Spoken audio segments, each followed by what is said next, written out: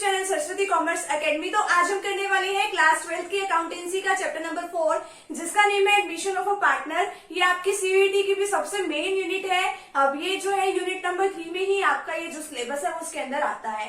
ये बिल्कुल इजी सा चैप्टर है। हमने एडमिशन ऑफ अ पार्टनर के बारे में पहले भी डिस्कस किया था, इससे पहले वाले चैप्टर में, जिसमें हमने गुडविल के बारे में डिस्कस किया था कि हमारे पास क्या होता है, इंडियन पार्टनरशिप जो एक्ट होता है 1932, उसके अकॉर्डिंग हमें बताया गया था कि हाँ भाई हम क्या बनाते हैं। अब इसमें ना हमारे पास कुछ टर्म्स एंड कंडीशंस होती है कि एक एग्रीमेंट बनता है और उस एग्रीमेंट में क्या होता है, कुछ टर्म्स एंड कंडीशन लिख के दे दी जाती है कि हर एक पार्टनर को ये टर्म्स एंड कंडीशंस फुलफिल करनी पड़ेगी। अब उसमें ये भी बताया गया था कि कुछ सर्कमस्टांसेस के होने पे हमें ये जो है टर्म्स एंड कंडीशंस चेंज करनी पड़ेगी। अगर हम किसी भी टर्म्स एंड कंडीशन में कोई चेंज करते हैं तो हमें वो दोबारा से वो एग्रीमेंट बनाना पड़ेगा। दोबारा से एग्रीमेंट बनाएंगे तो उसको एग्रीमेंट को क्या कहते हैं, रिकॉन्स्टिट्यूशन। ठीक है, अब ये किस किस कंडीशन पे हमें एग्रीमेंट दोबारा बनाना पड़ता है। मैंने आपको बताया था कि अगर कोई पार्टनर जो है, अगर हमारे बिजनेस में नया एंटर करता है सारे पार्टनर की कंसेंट के साथ, ठीक है, सभी जो पार्टनर्स आपस में सलाह मशवरा करते हैं कि हाँ भाई ये जो पार्टनर है, ठीक है, ये हमारे बिजनेस में हम इसको ले आए इस पर्सन को पार्टनर बना के। अगर सबकी सहमति है, सबकी कंसेंट है तो उस पर्सन को पार्टनर बना के लेके आया जाएगा यहाँ पे। ठीक है, तो उसकी वजह से क्या होगा, हमारी टर्म्स एंड कंडीशन में चेंज होगा। तो यानी इसको क्या कहेंगे, हम रिकॉन्स्टिट्यूशन कहेंगे। और क्या होता है कि हम अगर हमारी प्रॉफिट शेयरिंग रेशियो जो है अगर उसको चेंज करते हैं, मान लो ए और बी दो पार्टनर हैं, ठीक है, या राम और श्याम दो पार्टनर हैं, वो पहले इक्वली जो है अपना प्रॉफिट और लॉस शेयर कर रहे हैं। अब आ गया एक और आ गया, मान लो मोहन आ गया हमारे बिजनेस के अंदर। ठीक है, अब जो प्रॉफिट पहले दो हिस्सों में डिवाइड हो रहा था, अब उसके कितने होंगे, 3। ठीक है, तो उसकी वजह से भी हमें जो है इसमें चेंजेस करने पड़ते हैं। लेकिन आज का जो हमारा मेन टॉपिक है उसका नेम क्या है, admission of a partner. Admission of a partner में यानी कि नया पार्टनर हमारे बिजनेस में आया है। अब नया पार्टनर हमारे बिजनेस में क्या करने के लिए आया है, अब देखो कि हमें जरूरत होती है कई बातों की, हाँ भाई हमें एक और पर्सन की जरूरत है, हमारे इतने पर्सन से काम नहीं चल रहा, हमें एक और पर्सन चाहिए कि हमारा बिजनेस जो है ढंग से चले। कई बार क्या होता है कि एक अच्छा पर्सन हमें अपने बिजनेस के अंदर चाहिए कि जिसके अंदर काफी सारी स्किल्स हो, जिसको काफी सारा काम करना आता हो, वो अपने काम में क्या हो, एक्सपर्ट हो। ठीक है, और कई बार क्या होता है कि हम कुछ ऐसे पर्सन को हमारे बिजनेस में ले आते हैं कि जो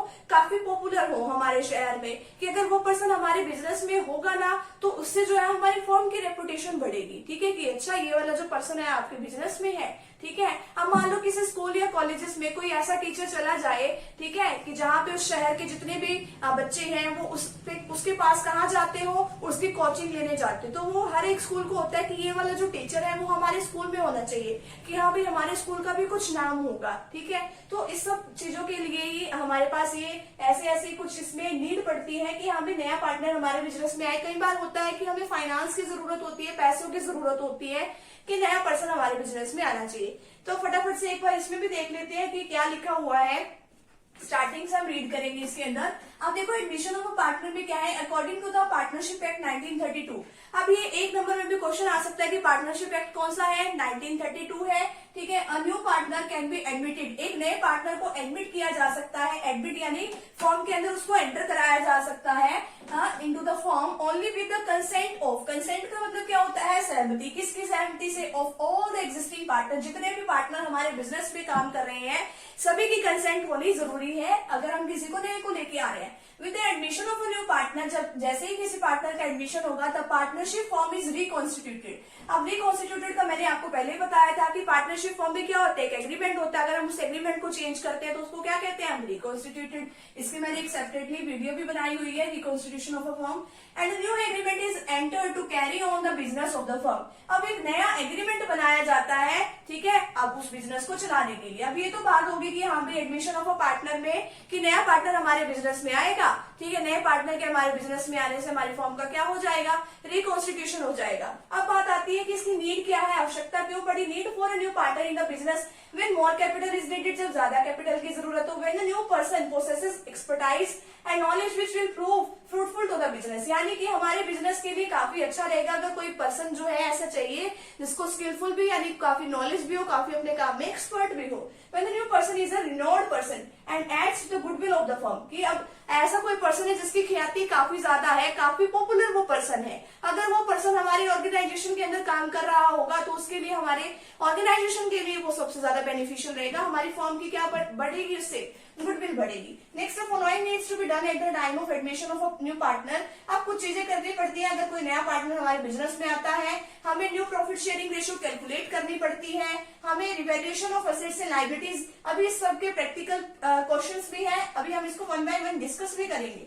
calculation of new profit sharing ratio, revaluation of assets and liabilities, treatment of reserve and accumulated profits and losses, हमारे कुछ पहले वाले जो है प्रॉफिट्स वगैरह पड़े हुए हैं, तो हम उसकी किस तरीके से सेटलमेंट करेंगे, गुडविल के कैसे सेटलमेंट करेंगे।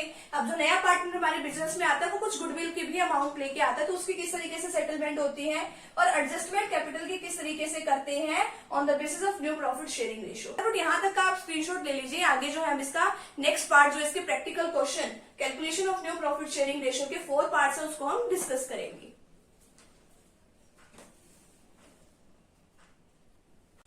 नेक्स्ट क्वेश्चन है हमारे पास, इसके अंदर हमें केस फर्स्ट दिया हुआ है, calculation of new profit sharing ratio. अब हमें जो है new profit sharing ratio calculate करनी है, इसके अंदर हमें केस फर्स्ट दिया हुआ है। अब हमारे पास ऐसे 4 केस आएंगे टोटल।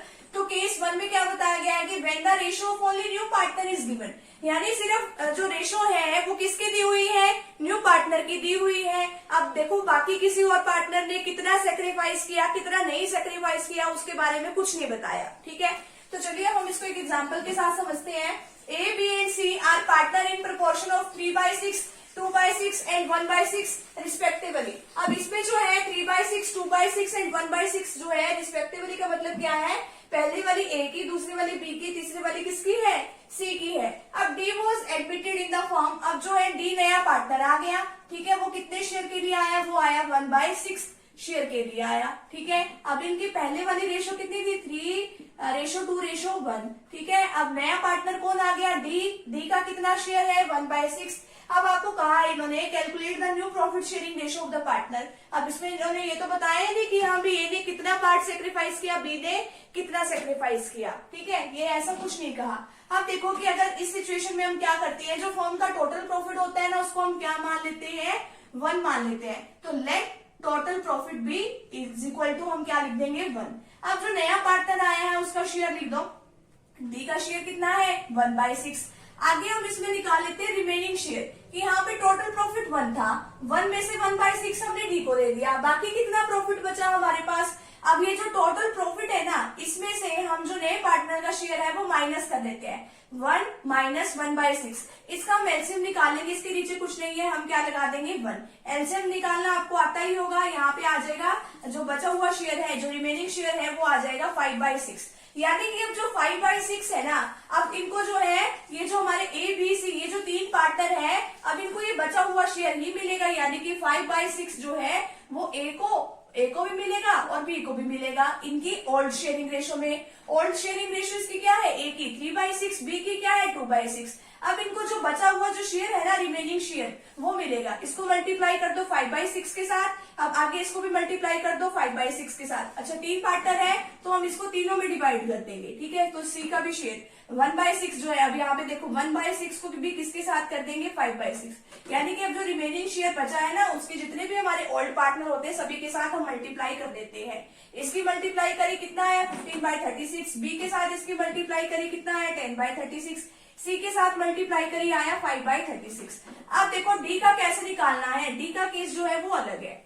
अब इसका तो हमने ना डिनोमिनेटर सेम करना है, ऊपर वाला क्या होता है, न्यूमिनेटर, नीचे वाला क्या होता है, डिनोमिनेटर। डिनोमिनेटर सभी का कितना है, 36। तो 1/6 को, ठीक है, यानी कि हम यहाँ पे किसके साथ इसकी मल्टीप्लाई करें कि यहाँ पे 36 आ जाए, 6 के साथ, ऊपर भी उसी के साथ मल्टीप्लाई करनी है, नीचे भी उसी के साथ, तो 6/36। तो इनकी न्यू प्रॉफिट शेयरिंग रेशो कितनी आ गई, 15/36, 10/36, 5/36, 6/36।